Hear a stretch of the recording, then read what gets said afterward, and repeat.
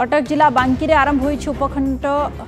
उपखंड स्तरीय कृषि जंत्रपाति मेला चाषरे उन्नति आने आरंभ होता 3 दिनिया कृषि जंत्रपाति मेला को बांकी विधायक देवीरंजन त्रिपाठी मुख्य अतिथि भाव जोगदे मेला को उद्घाटन करते। मेलारे 20 रु ऊर्ध्व कृषि जंत्रपाति प्रदर्शित करा सहित आदर्श स्कूल को संबर्धित करा 3 दिन धरी अनुष्ठित यह मेलारे चाषी मानक सहित कृषि वैज्ञानिक माने जोगदे चाषी माने जंत्रपाति साहाय्य चाष कार्य करने परामर्श देते। धन्यवाद देवी कृषि विभाग को, किंतु जहाँ आज कृषक समाज भितर जो उद्वेग प्रकाश पाई जहाँ आम टार्गेट रही आम के सब्सिडी पाइबू बांकी सब डिविजन को केते मात्रा सब्सिडी प्रोवाइड कर मेकानाइज जिनस गुड़ खरीद करने चाषी मैंने